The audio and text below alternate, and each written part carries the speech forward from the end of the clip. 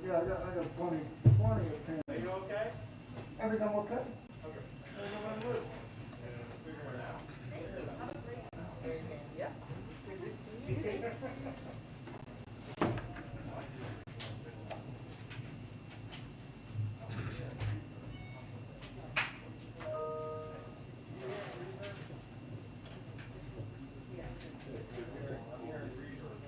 Jim, do you have your monitor open on your side of the camera? Yeah. Turn it down. Better. Yeah. Oh, did you see your mic there? Yes, thank you so much. You're I'm welcome. putting it on you right now. Well, you can.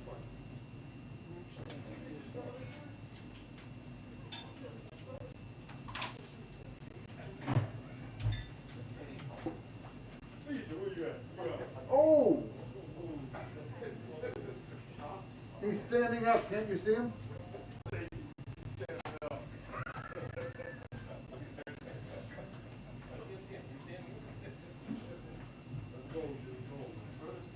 You started it.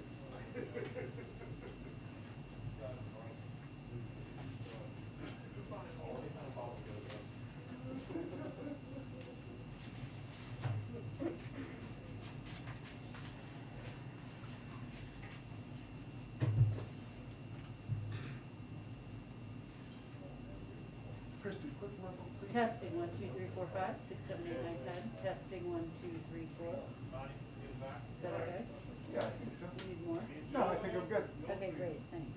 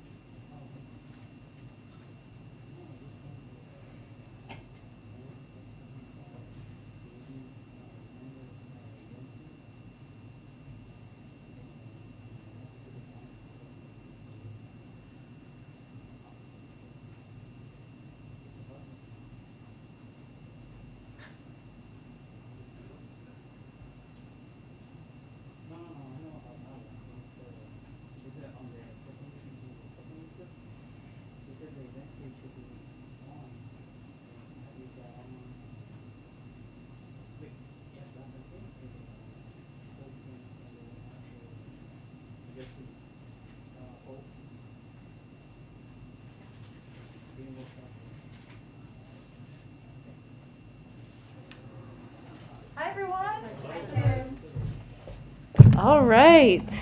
Kristen, welcome back. Okay, we missed you. A couple of items for you all at the top. I know there were some good questions yesterday about the status of the infrastructure law implementation, so I just wanted to bring you a few updates that are hopefully helpful to all of you. In the 79 days since the law was signed, our team has hit the ground running to get money out the door, engage partners, and provide comprehensive resources to help municipalities unlock funding opportunities so no community is left behind. To date, over $80 billion has already been allocated and is headed out to states, territories, and local governments.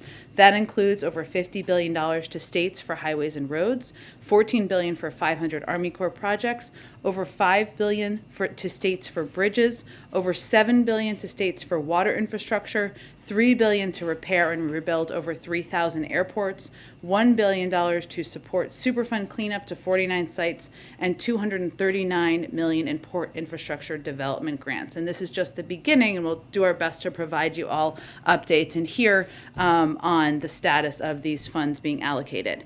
State, local, tribal, and territorial governments will receive over 90% of funding from the bipartisan infrastructure law to rebuild their communities. We mentioned yesterday, or I talked a little bit yesterday about this large guidebook we had put out to provide guidance and information to communities to apply for the part of this that will be through competitive awards. As we did with the American Rescue Plan, we also know that local leaders have the best sense of where the communities need funding. And the formula funds in the bipartisan infrastructure law include flexibility to deal with unique local and state challenges. As we've also said many times, with flexibility comes a great responsibility to use funds wisely. So to ensure accountability and transparency, Mitch Landrieu and the infrastructure team convened a meeting with inspectors general from all agencies with funding from the infrastructure law to discuss oversight and transparency. He called for each state to appoint an infrastructure implementation lead, and we are committed to showing transparency on how money is allocated and spent. Also, one other update for all of you at the top. As you know, the president is headed to New York City on Thursday, and I wanted to give you a quick preview of his trip. He will be joined on the trip by Attorney General Garland to talk about the steps the administration has taken so far to reduce gun crime and how we can be a strong partner for New York City and other cities grappling with increased gun violence over the past 2 years. The president and the Attorney General will join with law enforcement officials alongside elected leaders, including Mayor Adams, Governor Hochul, at the New York Police Department headquarters to discuss the work that federal, state, and local law enforcement officials are doing to quickly take guns and repeat shooters off of our streets. Afterward, President Biden, Attorney General Garland, Mayor Adams, Governor Hochul, and other elected leaders will visit with community violence intervention leaders in Queens to talk about the community-led work to interrupt gun violence. The president outlined a comprehensive plan last year to tackle gun crime that includes giving cities historic funding through the American Rescue Plan to put more cops on the beat and support community violence intervention programs, as well as initiatives like after-school programming, creating economic opportunities, and reducing recidivism to address the root causes of gun crime. The president's budget also doubles federal support for community policing, with $300 million more for cities, plus another $200 million for community violence interventions, a total of $500 million for these strategies that are proven to reduce gun crime. And he's going to continue to urge Congress to act on that. Finally, the Department of Justice continues to step up their efforts to combat violent crime and gun trafficking, including through 5 strike forces launched last year in New York City and other regions. As the Department of Justice reported just last week, those efforts have resulted in thousands of guns and violent criminals being taken off the streets over the past year. But they will, of course, have more to say on Thursday. Why don't you kick us off? It's been a busy news day, so I have a few. Off the top, Senator Manchin just said that Build Back Better is dead. Was the White House aware that he felt this way, and what's the path forward for some of those Democratic priorities? Well, as you know, as a policy, we're not going to get into private conversations we have with Senator Manchin or any other senators about this piece of legislation or our efforts moving forward. What I will note, and where there is strong support moving forward across the Democratic caucus, is on taking steps to lower costs for childcare, for health care, for elder care, on making ensure that Medicare can negotiate the cost of prescription drugs and ensuring the tax system is fair. Whatever you call that, there is strong support for that, strong passion for that, a lot of advocacy for that, and there are a lot of members having continued conversations about it. And then Russian President Vladimir Putin just said today that the U.S. is ignoring its top security demands, but that Moscow is still more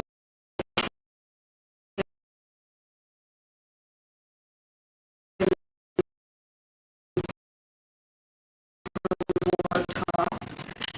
Is the U.S. open to more talks? If not, what is the step forward with respect to Russia? Absolutely, we are. The door to diplomacy remains open. We don't know what decision President Putin will make. While we've seen the buildup of troops on the border, our Secretary of State, Tony Blinken, just spoke this morning with Foreign Minister Lavrov, and he reiterated our commitment and openness to a diplomatic path forward. Let me give you a little bit more of a readout of that, and I can give you more of an update of some of the other conversations we've been having with a range of counterparts as well. So Secretary Blinken, I know the State Department did a background call on this, but let me give you some highlights. The Secretary emphasized the U.S. willingness bilaterally together with allies and partners to continue a substantive exchange with Russia on mutual security concerns, which we intend to do in full coordination with our partners and allies.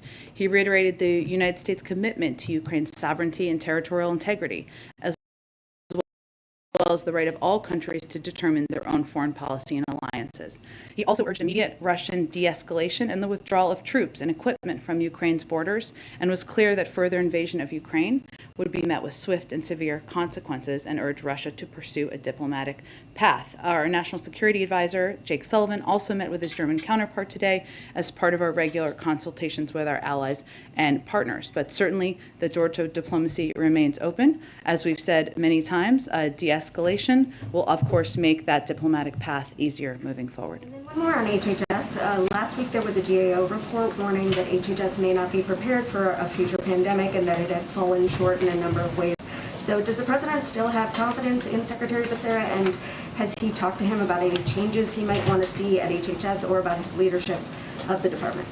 Well, you know how we feel about anonymous sources around here. That are publicly criticizing From within the government, I'm referring to. I would just reiterate that the president remains confident in the role of Secretary Becerra. He is somebody who is an important partner. He has been leading a range of efforts from the Department of Homeland Security, Homeland Security, from the Department of Health and Human Services, and we have strong partnerships from the very top down with HHS. We're less focused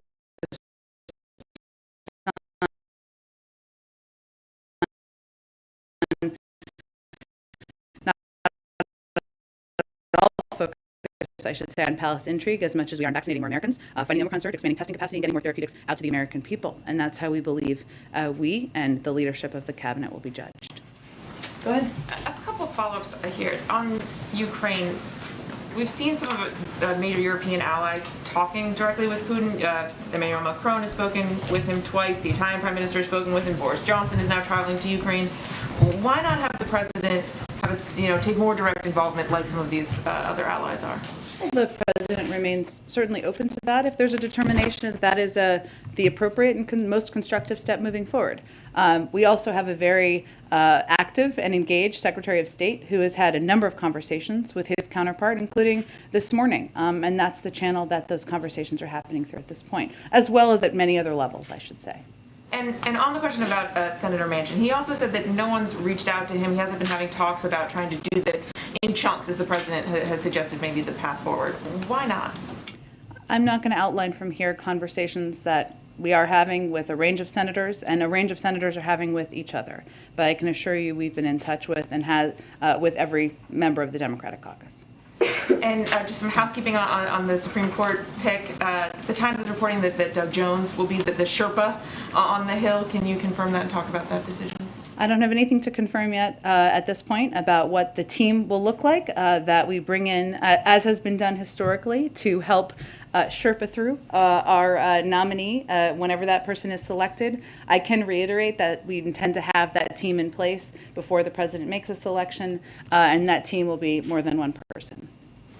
Thank you, Jen, and thank you for the welcome back. Following up on the Supreme Court decision, a number of Republicans, as you know, and as you've been asked about, have spoken out about the president's pledge to pick a black woman for the high court.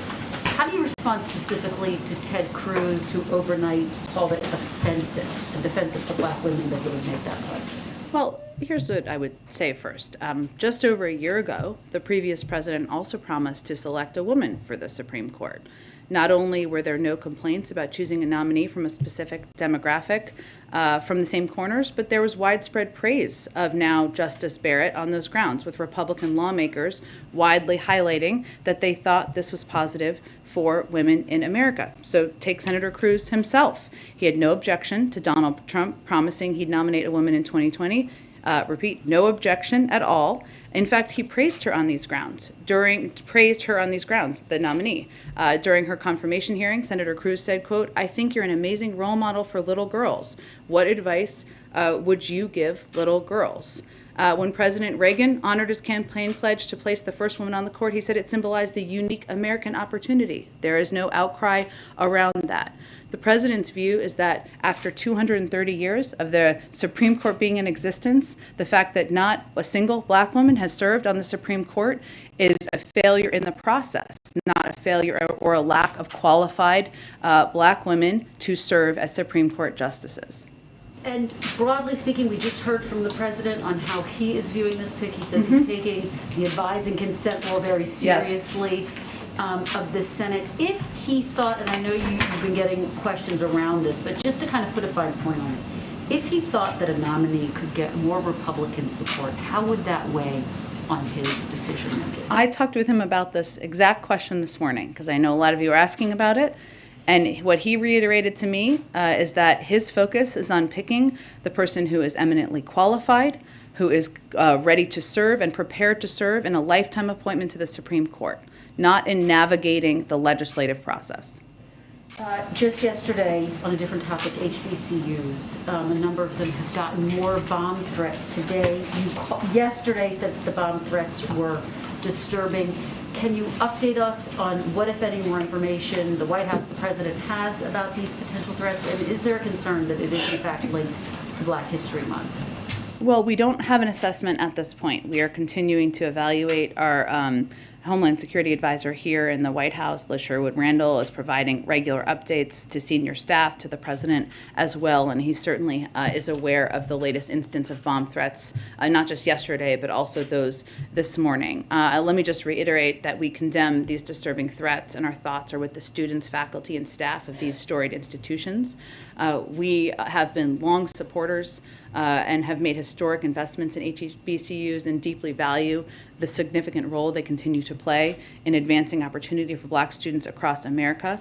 But right now, we don't have any assessment or new assessment right now. Any chance that the president, or are there any discussions about the president visiting one of these HBCUs to reaffirm the commitment that the White House has to the protection of the students? He has certainly visited HBCUs in the past, Kristen. Obviously, right now our focus is on ensuring we are working in close coordination with our law enforcement authorities and ensuring that the leaders of these institutions and the students know that we are watching closely and that we are standing with them as they face these threats.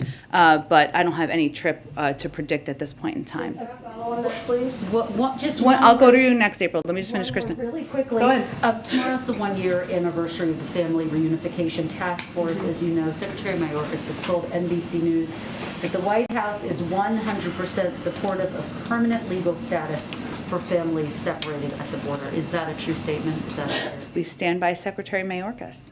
Okay. April, go ahead, and then I'll come back to you. Go ahead. Okay, so Jen, back on the HBCU bomb threats. There is a historic issue when it comes to bomb threats in the Black community. And with that said, you have people like Lee Merritt calling it terrorism, and he's asking for the DOJ, Homeland Security, and U.S. Attorney's Office to investigate, to form a task force, particularly specifically on these issues. Is there talk around the White House for this to happen?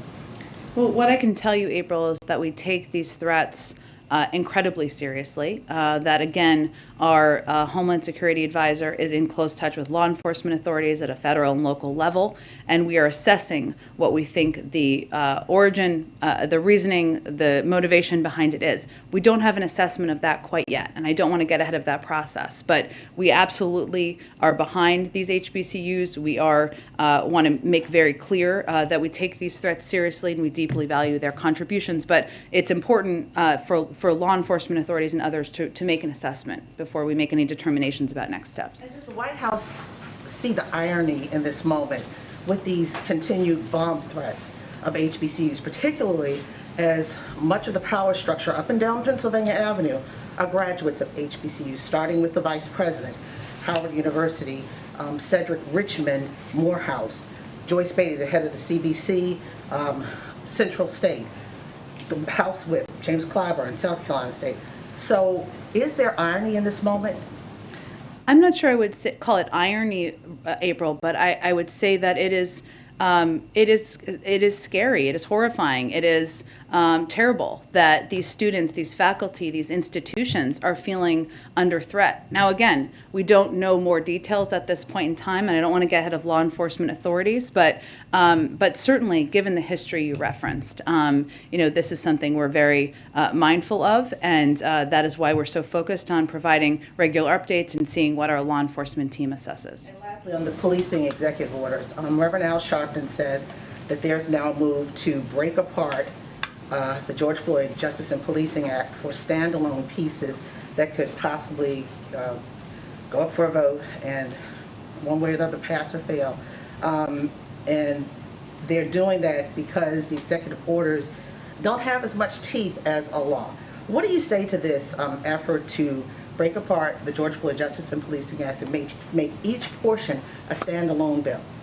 Well, what I can assess from here, April, is whether there'd be support for getting that across the finish line and signed into law. As you know, the president very much wanted to sign the George Floyd Justice and Policing Act into law, and we did not take executive actions at the time because we wanted to leave room and space for that process to proceed in a bipartisan manner. So I'd really point you to leadership and committee chairs in Congress to see what is possible on that front. And certainly we agree, a law is more permanent than executive orders. That is absolutely true, but we have not even finalized, nor do I have a preview of exactly when it would be a police reform executive order. So I would also encourage people to wait to assess what that looks like. Go ahead, Risha. Thank you, Jen. Back to the Supreme Court. I know Sure. the president said he wanted to seek the advice of the Senate in addition to consent. Is there anything you can share about his conversation with Senators Durbin and Grassley and whether he shared his list of potential candidates with them? Well, I think they were still meeting when I came out here, or I had not spoken with him yet, as if it was breaking. So I've not gotten a rundown from him quite yet.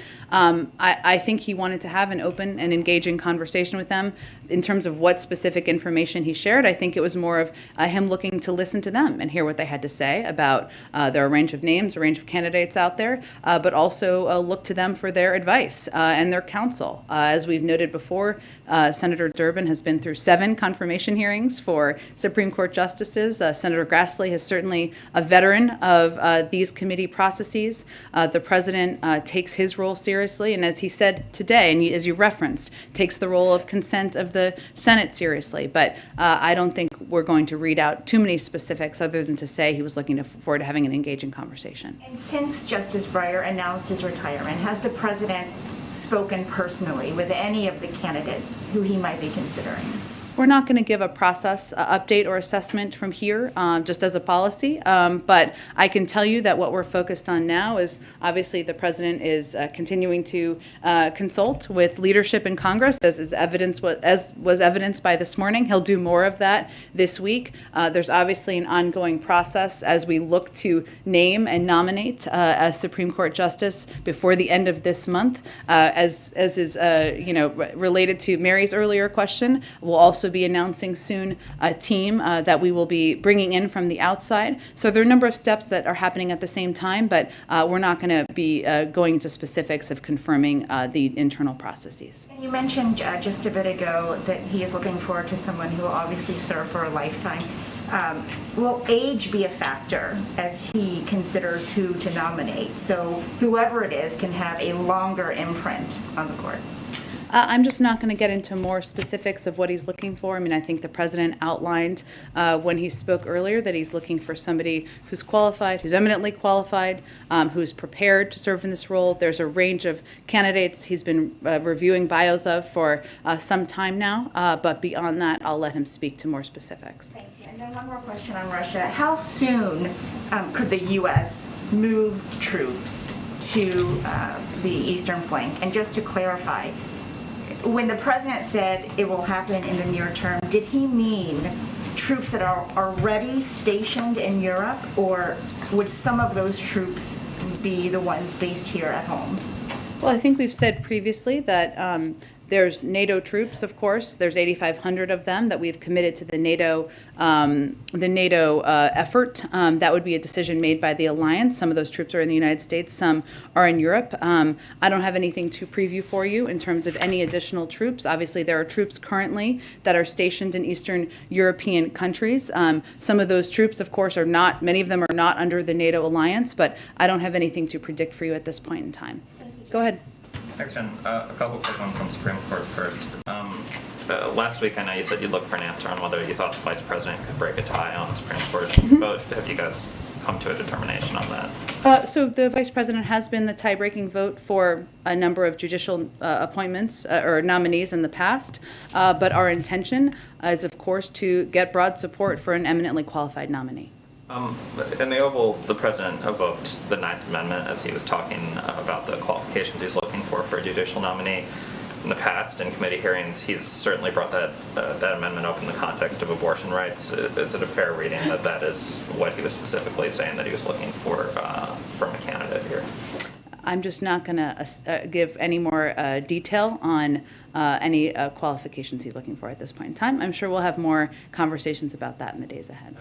There was a kind of long New Yorker story over the weekend in which a former NSCA, Andrea Flores, made two claims. One was that Susan Rice and Ron Klain had opposed expanding asylum access for political reasons, and that the White House, partially because of that, wasn't doing contingency planning for the lifting of Title 42 whenever we get to that point in the pandemic. And hadn't kind of built out capacity to do that. So I was wondering if you could kind of respond to, I think, those 2 points that would suggest that immigration policy has shifted within the White House from the campaign. Well, what I can tell you is that I did not work with Andrea Flores, so I don't know her well, nor can I speak to her role here, but that our policy as an administration has been entirely consistent with what the president committed to on the campaign. And his effort has been to build a fair, humane, and lawful immigration system and bring it into the 21st century. Hence, he obviously proposed an immigration bill on his first day in office. And beyond that, he has taken steps to protect DACA recipients, ended the Muslim ban and the public charge rule, put together the Family Reunification Task Force, restarted the Central American Minors Program that the previous administration ended, extended her newly designated temporary protected status for a number of countries, and worked with DHS to give clear guidance for internal enforcement. It's also true that we're still in the midst of a pandemic, and that is not something, of course, as we've talked about here a bit in the past, that everybody anticipated still being at this point in time. The CDC is obviously the determinant of having Title 42 in place, and that still is in place because of the pandemic that we're in. But I would also note that we have, and I think this was noted, I believe, in the story, but that we have also been very clear about our view on the MPP program and very clear on our view about the inhumanity of the prior administration and how they handled immigration, and that we had every intention of implementing a different approach. One last one. There's been a bit of controversy this week on the other side of the pond. Prime Minister Johnson and the actions of him and his staff. A report came out this week. I'm wondering, is the president aware of what's going on? Is he at all worried that political controversy is impacting his, the U.S. and UK's ability to sort of press President Putin on the Ukraine situation? And has he ever been ambushed by a cake? Has the president ever been ambushed by a cake? Not that I'm aware of. What his reaction is sort of to this controversy that's been blowing up. I have not spoken with him specifically about the reports in the UK, but what I can tell you is that he is confident in the important partnership we have with the United Kingdom, the role they play as an important partner in making clear to Russia the unacceptable nature of the buildup of troops and their bellicose rhetoric as it relates to Ukraine, and that certainly has not changed, despite cakes in anyone's faces. Go ahead. Thanks, Jen. Starting quickly just with Ukraine, you guys keep holding out this diplomatic path for Vladimir Putin, but as he noted today, you've already rejected both of his kind of central demands. So what exactly is this a diplomatic path to, if you've already rejected what he's asked for? And can you kind of sympathize with the fact that he may be feeling like he's strung along and wants to pursue things on another battlefield? As in invading a sovereign country?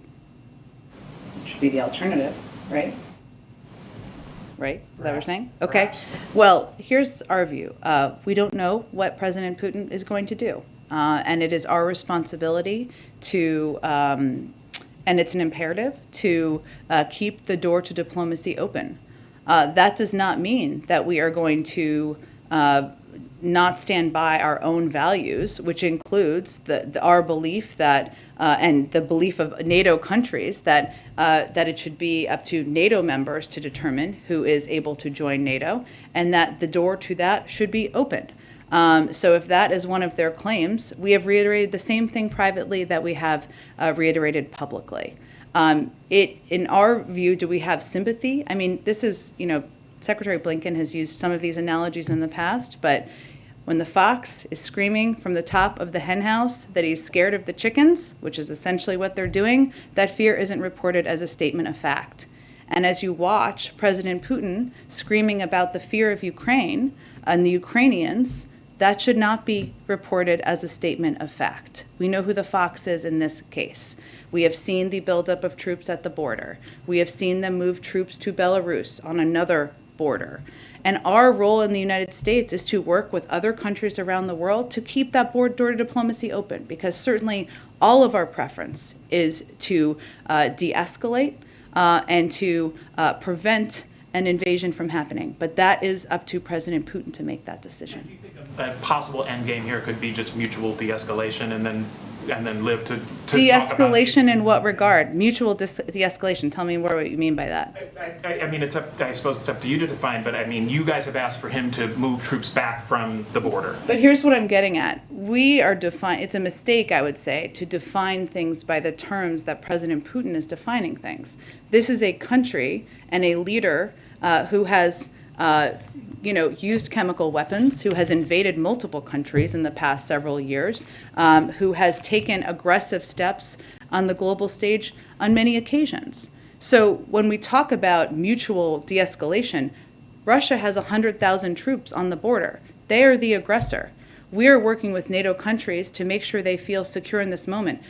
NATO is a defensive alliance. It is not the same thing, and I think we need to be careful about comparing them as the same thing. Thank you. Just to switch gears to Supreme Court, you guys obviously have got this big nomination that you're working on, but there's also huge existential questions hanging over the Supreme Court. Does the president plan to decide what he's going to do on Supreme Court reform before he makes this nomination? He is reviewing the Supreme Court Commission report. I don't have a prediction of when he will conclude his analysis of that. And I just asked because the report includes suggestions about things like changing the number of people on the court, and you would think he would want to know who, if he's going to increase the size of the court, who he's going to put on first, right? I think, Trevor, his focus right now is on going through a process that takes it, that values the seriousness of the role he has as president, where he consults, as you saw today, with Democrats and Republicans, and to select and nominate an eminently qualified black woman to serve on the court. That's his focus right now. And finally, there have been some ethical questions about Supreme Court Justice Clarence Thomas. His wife has a number of political affiliations with groups that file amicus briefs before the court, have other business before the court. It's his choice whether or not to recuse himself from those cases. He hasn't. Does the president feel that there is an ethical issue there that he'd like to see dealt with? I have not had a discussion about that with the president or our counsel's office. I will see if there's any comment we have from here, or it might be a Department of Justice comment. I'll get back to you. Go ahead. Hey, Jen, how's it going? Good. The Center for American Progress put out a memo today focusing on specific priorities for a more narrow Build Back Better bill. But not listed is the extended child tax credit. Could the White House, like apparently CAP, support a revised bill that didn't include the extended child tax credit? Well, I'm not going to make a prediction or negotiate from here. Obviously, the president proposed an extension of the child tax credit, as you know, because it helped cut the child poverty by 40% last year. It's something he would absolutely like to be extended. There is a question here as to what 50 members of the Democratic caucus will support. And they support, as we were talking about a little bit earlier, some big fundamental goals, which is important. Lowering cost of childcare, health care, negotiating prescription drugs. That's important. But I can't predict for you here what all 50 of them will support. Last week, the Surgeon General also was asked on MSNBC about Joe Rogan's vaccine comments on Spotify, and he said that tech companies have an important role to play in stopping misinformation because they are the predominant places where misinformation spreads. Spotify is putting out advisory warnings on episodes that have to do with COVID-19. Does the White House and the administration think this is a satisfactory step, or do you think that companies like Spotify should go further than just putting a label on there to say, hey, go do your own, check this out. There's more research you can look at, scientific research regarding COVID. Sure. Well, last July, you probably know, but the Surgeon General also took the unprecedented step to issue an advisory on the risk of misinformation in public health, which is a very significant step.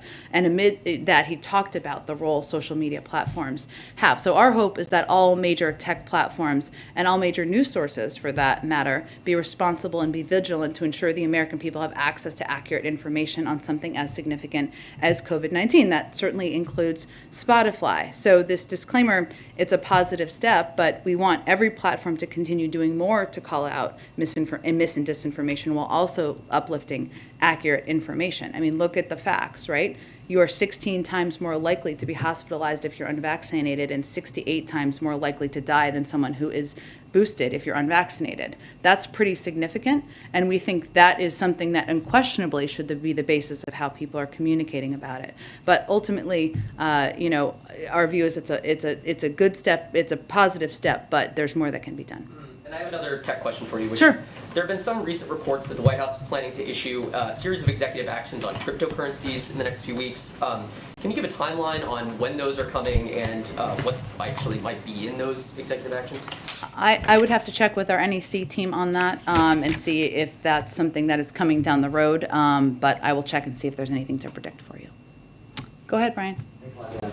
I wanted to first follow up on something you said about the Supreme Court process. Sure. You said that President Biden has been looking at bios for some time now. How long has that been that he's been looking at bios of potential candidates? Since last year. So that was something that started in the transition process, or? No, since last year, not during the transition process. And what prompted that for him to start looking at bios last year? He takes his role incredibly seriously, and we certainly know, and he committed, of course, to the American people. He would nominate a black woman, a qualified black woman, to serve on the Supreme Court, and so he's just been reviewing a range of bios. And Justice Breyer notified him on the 27th of January. Did he get advance notice before that? I'm not going to get into any more details. If Justice Breyer wants to get into details about our communications, he can certainly do that. And I have a question on Russia as well. This is the jailed Russian dissident Alexei Navalny. Yeah. In an interview with Time magazine, said that the U.S. is repeatedly falling into Putin's traps, that Putin makes escalations like he's doing now, and then seeks concessions. I want to quote Navalny here, where he says, with Putin, the U.S. is acting like a frightened schoolboy who's been bullied by an upperclassman. What's President Biden's reaction to this? Is the U.S. reacting like a frightened schoolboy? Well, I would say first that we have great respect for Alexei Navalny and the role he's played in speaking out and being vocal, even under duress himself. And that's to be hugely admired. I think the president's actions, the administration's actions that have been broadly supported in a bipartisan manner speak for themselves, whether it's our engagement and leadership on the global stage, having more than 200 engagements, leading an effort to have a unified front and making clear about the severity of economic consequences there will be should Russia decide to invade, or whether it is making clear that we are going to continue to stand up for what is a global value, which is the fact that no country should be able to invade another country and take their territory. I'll let others define that. I don't think that's a frightened schoolboy. So when the president talks about economic actions and economic consequences for Russia if it does invade, why not enact some of those sanctions now? Why not enact those economic consequences now? Why wait for an invasion? Well, we have enacted some sanctions, but I would say that we think it's an important point of leverage in the discussions. Go ahead. Thanks, Jed. To clarify something you said earlier about the BBB talks, yeah. You know, to the extent that you're going to tell us about them, you said that, you know, rest assured the president, you said we've been in touch with every member of the Democratic caucus. We've been in touch. We and the White House. So that's the Leg Affairs team mainly? And the Leg Affairs team and senior members of the White House. We're just not going to detail more specifics. So you can't say if the president has been involved personally in any of the conversations with the president has talked to a range of senators. He always does. Okay. On the Ukraine-Russia stuff, any plans in the works for another conversation between the president and President Zelensky? He has talked to him a couple of times in the last few weeks, and we've been in regular contact. We also are in very close contact from Jake Sullivan's level and Secretary Blinken's level. So certainly it's possible. We've been in regular touch, but I don't have any call to predict at this point. He just talked to him a couple days ago. And one other question. Today, obviously, is the start of Black History Month. The president issued a couple tweets about that. Yeah. I wonder what the administration, the president's response is to what has been happening in Texas and other states where a number of books have been banned by school districts. These are generally books that have focused on slavery, on Jim Crow, on civil rights, even on the Obamas. Does the White House have a position on the books that are being banned by these local school boards?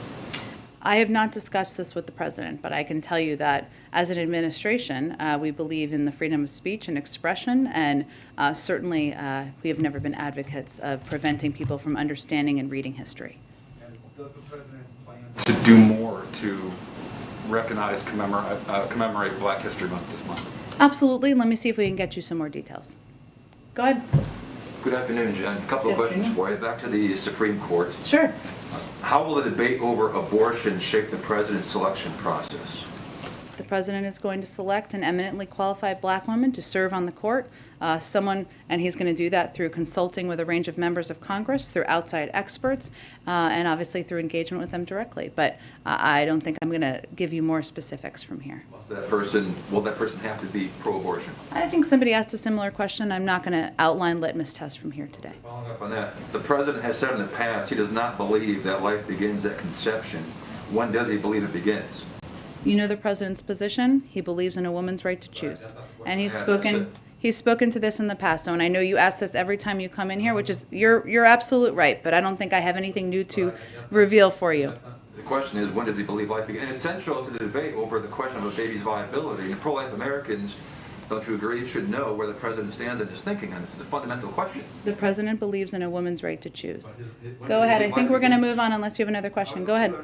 Go ahead. Unrelated to that. Okay. Following up on the question on the expanded child tax credit. Yep. You have said time and again that this has taken lots of kids and families out of poverty. Yeah. A tremendous success there. Yeah. But with that now gone, looks like it's gone dead. Inflation creeping up, high gas prices, high food prices. How quickly are those same kids and families going to go back into poverty? Do fear. Well, how it's implemented, first, the president's going to continue to fight for the child tax credit. It's something he very much believes in. I just can't predict what a package will look like and what there will be support from 50 senators on. What I can tell you is that as individuals who are eligible file their taxes, they will get the other half of the child tax credit benefit from last year. That is not a forever solution, but that is something that many can look ahead to. The other part of the President's Build Back Better agenda that's important is you're talking about rising costs for people. You know, we have a proposal. The president has a proposal. Many Democrats across the board support it, which is that will lower costs for Americans across the country, and all the issues you talked about, things that really weigh on people's family budgets, whether it's health care, which is has a huge impact on people's budgets, child care, which is contributing to preventing 2 million women from rejoining the workforce. That's the Build Back Better plan, and that's something that we know will help lower costs for families. Does the president have a message for those struggling families who's very worried right now, not getting that extra $500 or $1,000 a month or whatever, that are saying, I can't afford the groceries, I can't afford the gas, this is getting very stressful. A message from the president to those families. The president would say, I am here to fight for you, and that's why I'm going to continue to fight to pass legislation that will lower your costs, and that is a top priority for him. Go ahead. Thank you, Jen. I want to go back to what you said in the beginning about the money that's going to be flowing down to states, and that there's going to be an appointment of infrastructure, yeah. An infrastructure lead. Can you tell me more about who's going to be appointing that person in each state? Because there may be concern over states when you get to like Florida, where you have Governor DeSantis saying that the president is trying to implement wokeification policy and saying that there is no racism within some of the bills that have been in the past. How can there, when you talk about accountability, how is that process going to go, and what information may be accessible to the public as far as reporting? Well, we have a huge, several hundred-page book that we put out yesterday about how people can apply for a range of funding. I'll outline for you the money to date that has been allocated. And we have taken steps, and we will continue to make sure that is as transparent as possible. Now, some of the funding in this package, as I mentioned, 90% of it will go to local, tribal, and territorial governments. So that really gives the opportunity for a range of leaders to apply for funding. And the book is meant to give them the information and access they need so they don't have to hire lobbyists to do that, so that they can do that on their own. And we're doing that in part to ensure that equity is at the central to how we're implementing this bill. My final question is, what do you say to many organizations? I've talked to several civil rights organizations on the process of selecting a vice president. They feel like some of the desires of the black community have been put on the back burner. So when it comes to selecting a vice president, why is there no need or no push to speed up the process? The president has said he will. You mean a Supreme Court justice? Supreme Court justice, I'm sorry. No, it's okay. Supreme Court justice. Why is there no need to speed up that process? Of selecting a nominee? Well, he's going to name one this month. Right, name one this month, but there has been a little bit of pushback as far as comparing the process, the timing to Amy Coney Barrett, as opposed to what the president is going to do during this time. We've heard Chuck Schumer say that, but does the president feel the same way as far as how long, how quickly and expeditiously he wants to move this process along? I just want to make sure I'm answering their question. So you were saying there's unhappiness in the civil rights community about the pace, or are you talking about the Schumer call for the 38 days? Well, is the president going to on board with that to push it that fast? Well, the president takes the decision to select an eminently qualified individual to nominate to the Supreme Court very seriously. He wants that to be a thorough process, and he's still doing that expeditiously by nominating someone this month. And he wants, of course, the Senate to move forward expeditiously, but we're not setting artificial deadlines beyond that. Go ahead in the back. Okay. We usually have two more, so let me get to them quickly. Go ahead. Thank you, Jen. I have a couple of questions on two different topics. Sure. One is Russia and then immigration. On Russia, I know the president has spoke with the Emir of Qatar regarding the role of that country exporting natural gas to the European Union. Mm-hmm. But is the U.S. considering increasing its role as a natural gas exporter to the European Union to serve as an alternative to Russian gas? We are having a conversation with not just countries, but also suppliers about how to help meet any shortage of natural gas that could come about if there's an invasion. Also on Russia, since Ukraine is not a NATO member. According to the North Atlantic Treaty, NATO cannot really respond militarily to Russia in Ukrainian territory. But are U.S. unilateral military actions on the table to support Kiev? You mean sending U.S. troops to Ukraine? Yeah. No. Okay, no. And on the other topic that I wanted to ask real quick, this administration is now sending Venezuelan migrants arrested at the U.S.-Mexico border to Colombia under Title 42.